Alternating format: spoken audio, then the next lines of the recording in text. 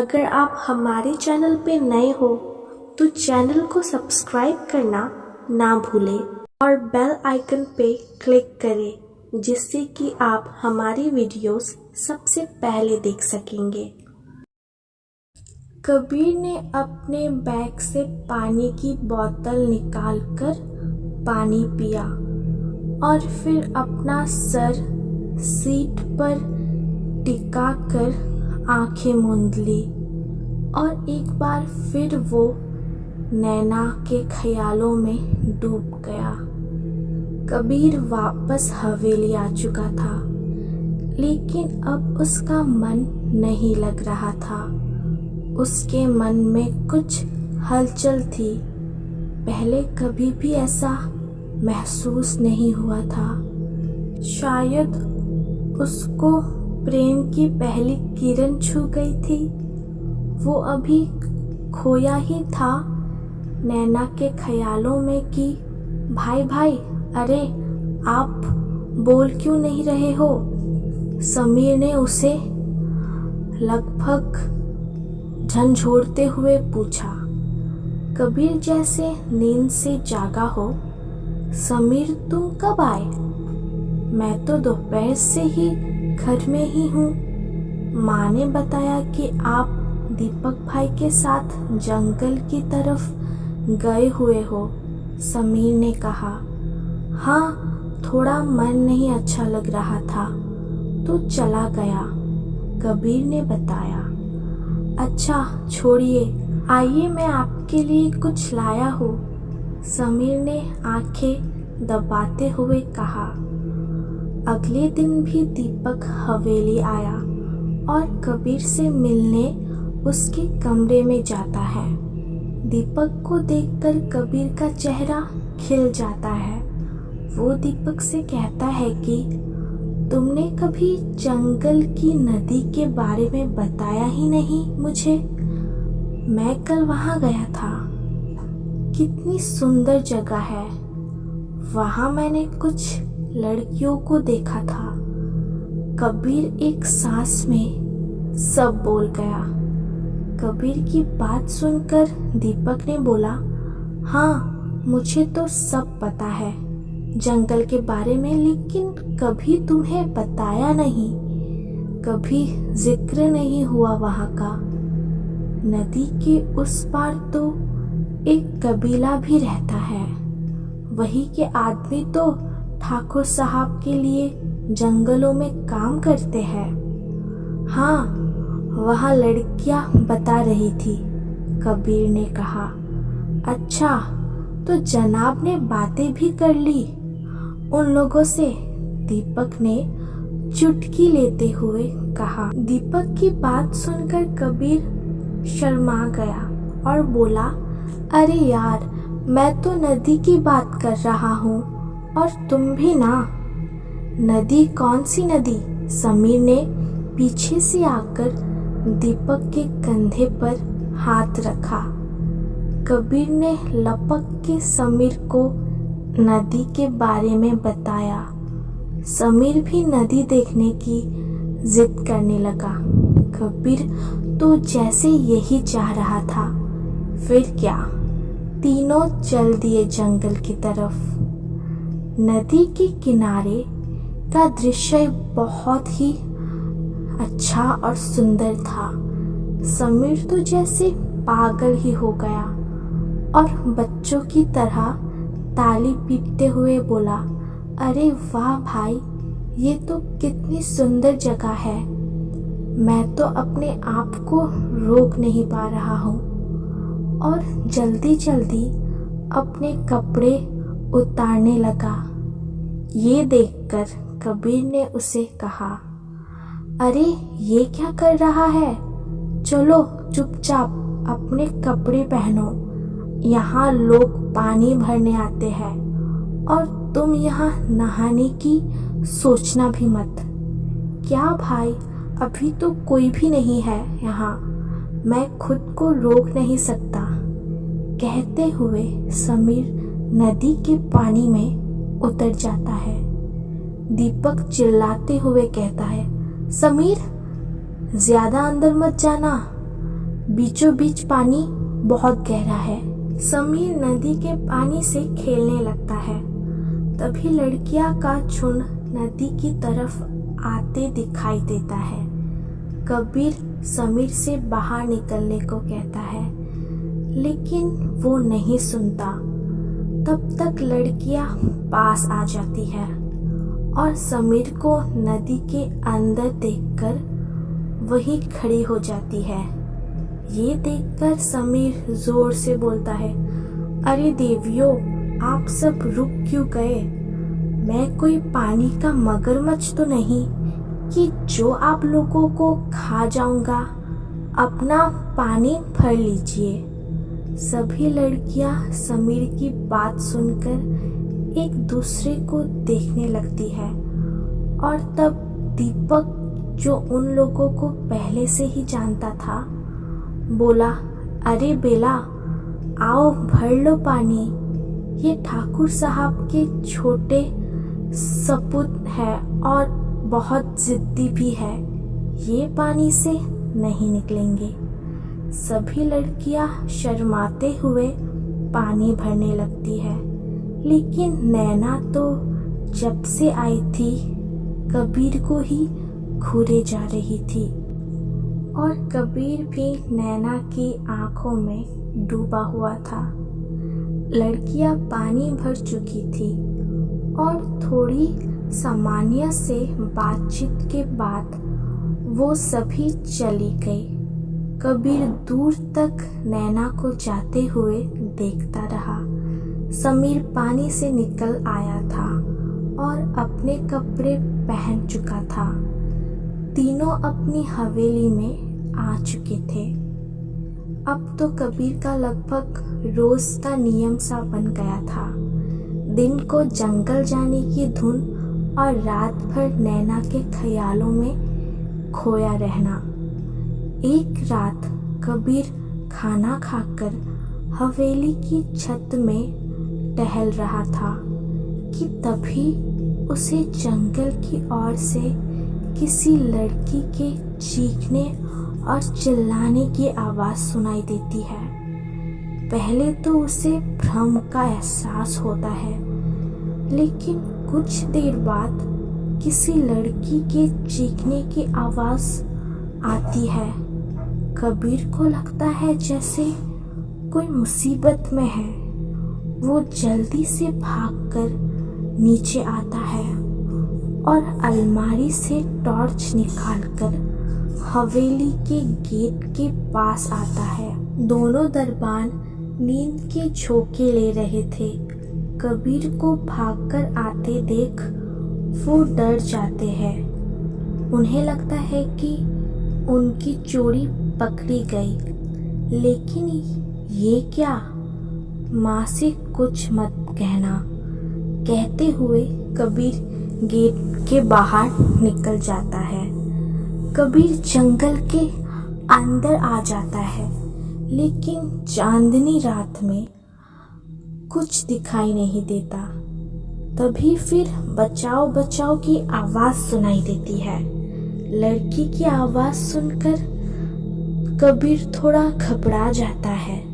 इतनी रात को लड़की क्या कर रही है घने जंगल में? कबीर आवाज आने की दिशा में भागता है और अचानक आंखों के सामने दृश्य देखता है तो सहम जाता है। सामने कोई आदमी किसी के साथ जबरदस्ती कर रहा होता है और पास में एक और लड़की जमीन पर पड़े हुए अपनी सहायता लेने की कोशिश कर रही होती है। समीर टॉर्च की रोशनी सामने डालता है, लेकिन ये क्या? ये तो नैना है जिसके ऊपर ये हैवान सा आदमी जबरदस्ती कर रहा है और पास में बेला भी घायल पड़ी हुई है। कबीर का खून खौलता है और वो शेर की तरह दहाड़ता हुआ उस आदमी के ऊपर टूट पड़ता है। दोनों में जोर से हाथापाई होने लगती है। कबीर गुस्से में उसे कहता है कि तूने मेरी नैना को छुआ। नैना सिर्फ और सिर्फ मेरी है, तेरी हिम्मत कैसे हुई उसे हाथ लगाने की।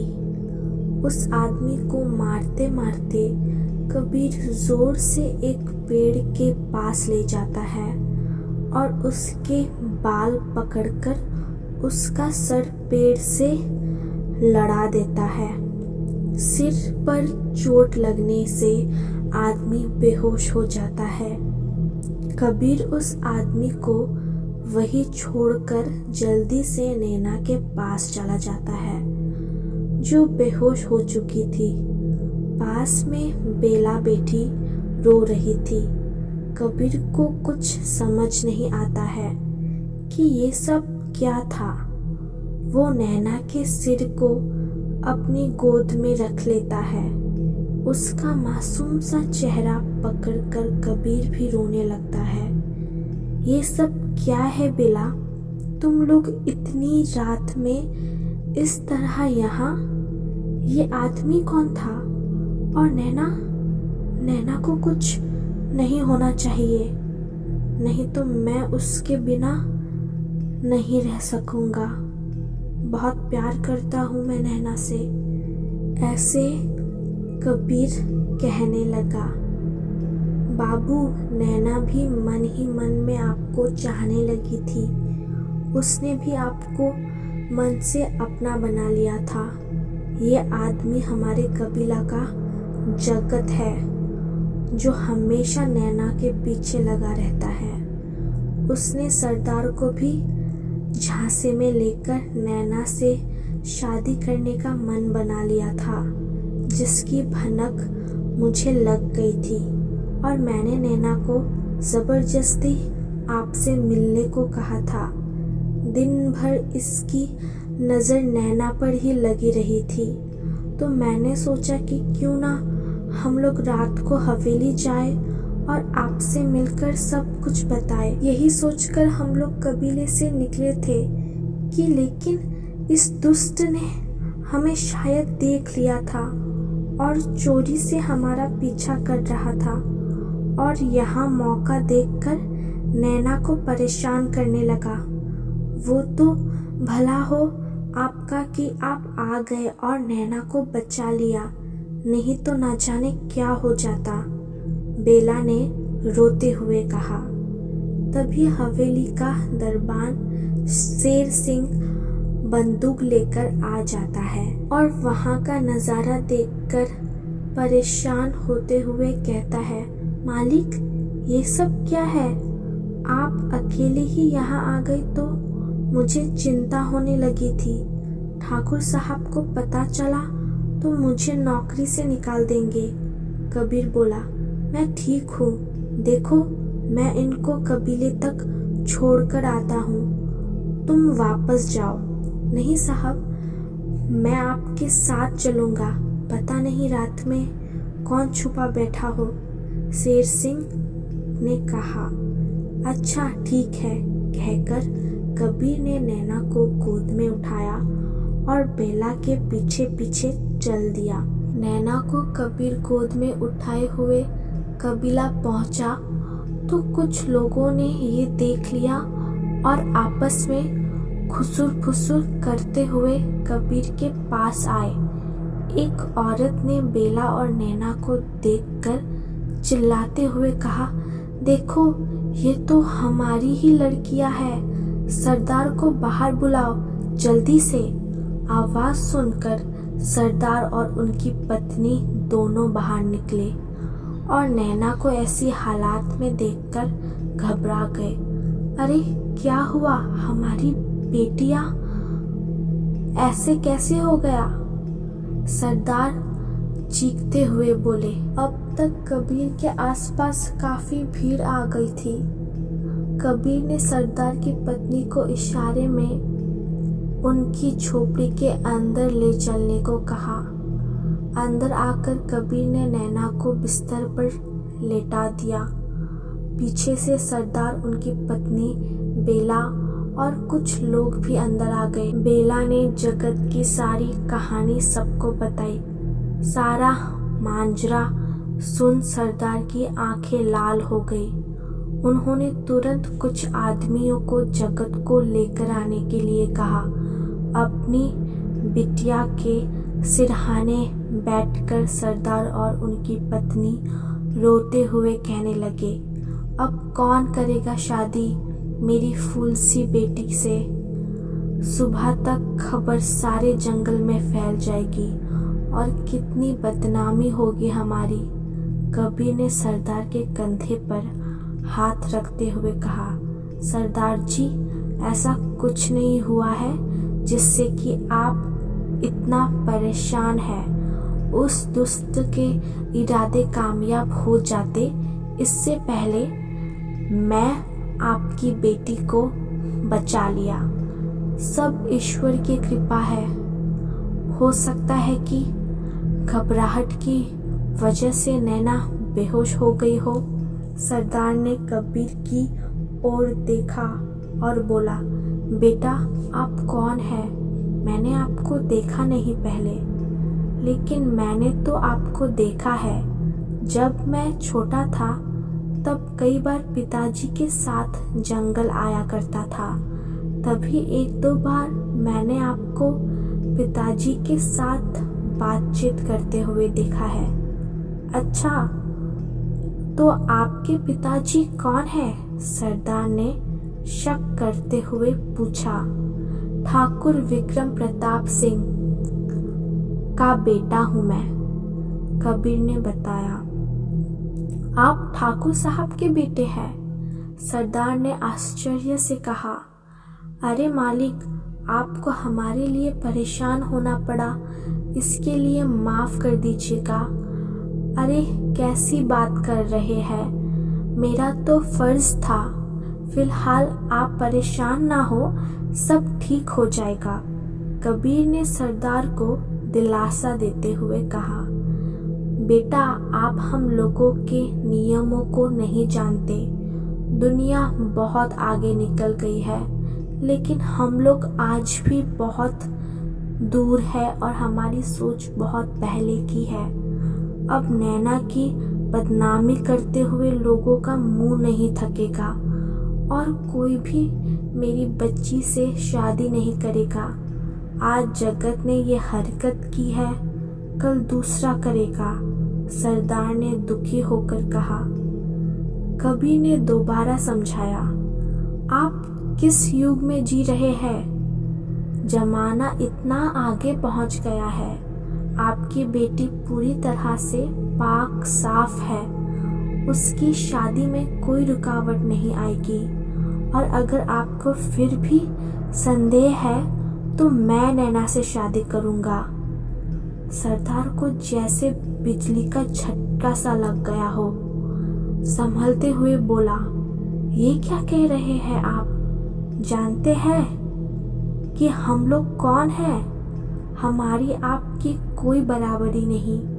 ठाकुर साहब कभी तैयार नहीं होंगे इस रिश्ते के लिए। पिताजी के बारे में आप सोचना छोड़ दो, मैं कल ही बात करूंगा उनसे, कबीर ने कहा। तभी कुछ लोग जगत को लेकर आते हुए दिखे। उनमें से एक बोला, सरदार, इसकी तो सांसें ही नहीं चल रही है, ये तो मर गया है। सरदार ने लाल आंखें करते हुए अपने दांत पीसते हुए कहा, अच्छा हुआ हरामखोर मर गया, नहीं तो मैं इसे जिंदा नहीं छोड़ता। नैना को निहारते हुए कबीर सरदार से वापस हवेली जाने की अनुमति लेता है। कबीर और शेर सिंह तेज गति से हवेली की तरफ चल देते हैं। अगली सुबह कबीर अपनी माँ को नैना के बारे में सब कुछ बता देता है। रुक्मणी देवी को अपने दिल की बात बता देता है कि वो नैना से शादी करना चाहता है और उसने नैना के पिता को वचन भी दे दिया है। लेकिन रुक्मणी देवी ये सब सुनकर गुस्से में तमतमाने लगती है और कबीर से कहती है, ये शादी नहीं हो सकती वो लोग बहुत छोटे लोग हैं। क्या तुम अपने खानदान, अपने रुतबे, अपनी हैसियत के बारे में नहीं जानते हो? मैं क्या कोई भी इस रिश्ते के लिए हाँ नहीं करेगा। तुम्हारे पिताजी को पता चलेगा तो वो तो बहुत ही नाराज हो जाएंगे। और वैसे भी तुम्हारे पिताजी ने तो तुम्हारा रिश्ता अपने दोस्त की बेटी के साथ तय कर दिया है, इसलिए तुम बेकार सी लड़की के बारे में सोचना बंद कर दो। उसका जो करना है हम लोग सोच लेंगे। तुम्हें इतना परेशान होने की ज़रूरत नहीं है। लेकिन कबीर जिद पर अड़ जाता है। ठाकुर विक्रम सिंह को इस बात के बारे में पता चलता है तो उनका गुस्सा 7वें आसमान पर चला जाता है। उन्होंने कबीर से ऐसी अपेक्षा कभी नहीं की थी कि उनका बेटा इस तरह से उनकी इज्जत से खेलेगा। उन्होंने कबीर को पहले प्यार से और फिर गुस्से में हर तरह से समझाया और अपने रुतबे का भी वास्ता दिया, अपने खानदान का भी वास्ता दिया, माता पिता सबका वास्ता दिया। लेकिन कबीर किसी की भी नहीं सुन रहा था। ठाकुर साहब ने कबीर से कहा कि मैंने तुम्हारा रिश्ता अपने दोस्त की बेटी के साथ तय कर दिया है और मैंने उसको जुबान दे दी है। तुम जानते हो कि जो मैं कह देता हूँ वो करके ही रहता हूँ। तुम्हारी शादी मेरे दोस्त की बेटी से सिमरन के साथ ही होगी, इसलिए तुम उस लड़की के बारे में सोचना बंद करो। लेकिन कबीर बहुत जिद करता है कि नैना के साथ ही शादी करेगा। उसने भी वही वचन दिया है। समीर बहुत देर से सब लोगों की बातें सुन रहा था। बीच में बोलता है अपने पिता से, पिताजी अगर अपने अपने दोस्त को वचन दे दिया है तो क्यों ना आप मेरी ही शादी अपने दोस्त की बेटी से करा दीजिए। बात तो वही होगी कि आप अपने किसी एक बेटे की शादी तो कर ही रहे हो। भाई की शादी करने से अच्छा है कि आप मेरी शादी कर दीजिए। भाई जिससे शादी करना चाहते हैं उसी से करने दीजिए। काफी बहस के बाद रुक्मणी देवी आंखों से पति को समझाती है और फिर ठाकुर साहब कुछ देर बाद शांत हो जाते हैं और अपने कमरे में चले जाते हैं। तो उनके पीछे पीछे उनकी बीवी भी चल देती है। रुक्मणी देवी बच्चों का हवाला देकर ठाकुर साहब को समझाती है। काफी कहासुनी के बाद ठाकुर साहब मान ही जाते हैं और फिर शुभ मुहूर्त देखकर कबीर नैना और समीर सिमरन की शादी हो जाती है। आखिर में कबीर अपनी नैना को पा ही लेता है। कबीर बहुत खुश था अपनी नैना का साथ पाकर। दोनों ने मिलकर बहुत सुंदर और हसीन सपने सजाते हैं और दोनों उम्र भर और सातों जन्म साथ निभाने का वादा करते हैं। अभी शादी के केवल 2 महीने ही बीत गए थे। एक दिन अचानक कबीर को पता चलता है कि उसे उच्च शिक्षा के लिए और उसे बाहर भेजा जा रहा है। बाहर जाने का रास्ता साफ हो चुका था। ये जानकर कबीर बहुत खुश था, लेकिन तभी उसे नैना का ख्याल आ जाता है कि नैना अब उसकी जिंदगी में है, उसको छोड़कर कैसे जाएगा। घर में सभी उसको समझाते हैं कि 2 साल की ही तो बात है, इसके बाद तो साथ रहना ही है। लेकिन कबीर नहीं तैयार होता। रुक्मणी देवी ने नैना से कबीर के बारे में बात की और उसे समझाया कि वही कबीर को समझाए, लेकिन अपने भविष्य के लिए कोई भी गलत फैसला ना ले। 2 साल की ही तो बात है, फिर तो वो तुम्हारे साथ ही रहेगा, तो क्यों ना तुम उसको समझाओ कि इस समय उसके लिए उच्च शिक्षा बहुत ज़रूरी है।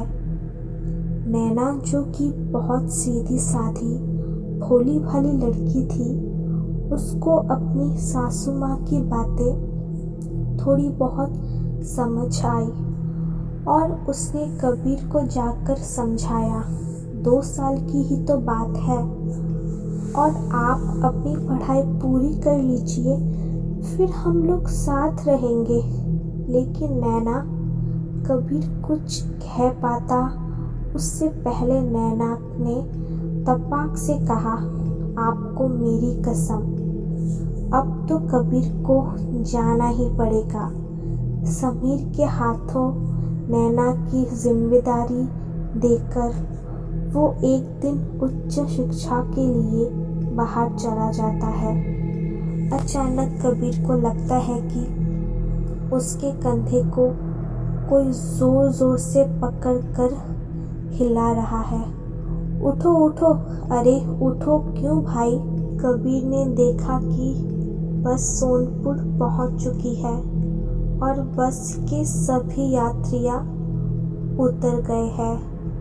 वही केवल बस में बैठा था। बस एक ड्राइवर उसे उठा रहा था। कबीर ने झट से अपना बैग निकाला और बस से उतर गया।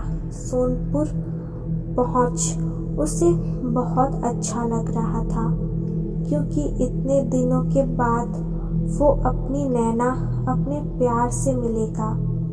कितने लंबे इंतजार के बाद वो नैना को देखेगा। कबीर बहुत खुश था और इधर उधर नजर दौड़ाने लगा। अभी तक कोई नहीं आया। समीर कहाँ है? उसको तो टाइम में आ जाना चाहिए था। शाम के 6 बज चुके हैं। बस भी ठीक टाइम पर आ गई है, लेकिन वो कहाँ है? तभी उसने देखा कि जो लड़की बीच रास्ते में बस में चढ़ी थी, वो एक दुकान के पास बैठी हुई थी। उसे बहुत आश्चर्य हुआ। उसे कुछ समझ नहीं आया और वो लड़की के पास जाकर बोला, मैडम, आप तो शायद वही है ना जो बस में मेरे पास आकर बैठी थी।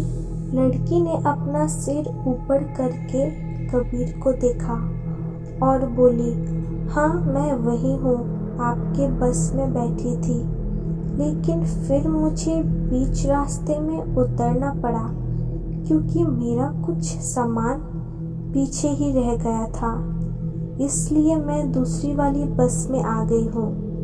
लेकिन आप मुझसे पहले ही पहुँच गए, कबीर ने पूछा।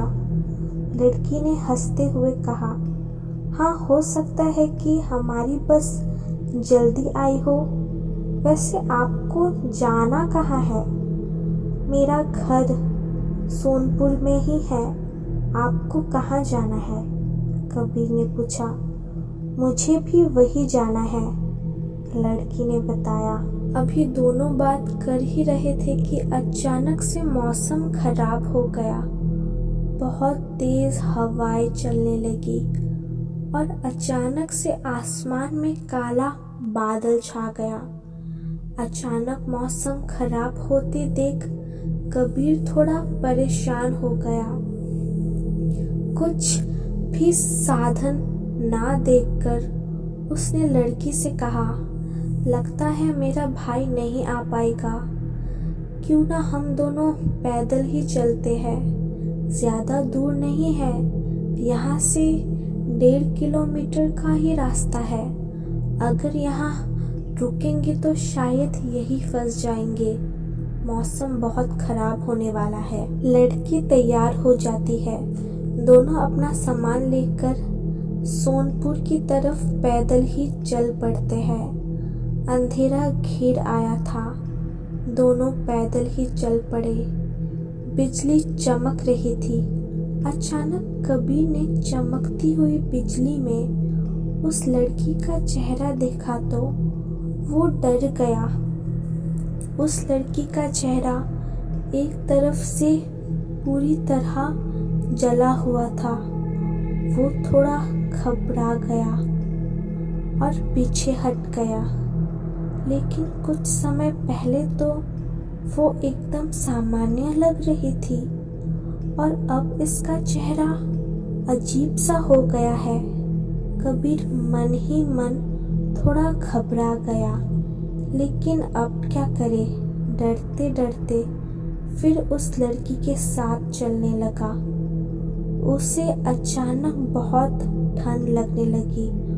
वो लड़की कबीर से कुछ कदम आगे निकल गई। कबीर ने उसे आवाज दी। लड़की ने पलट के देखा तो कबीर की चीख निकल गई। वो इतना डर गया कि उसे लगा मानो उसका कलेजा बाहर निकल आया।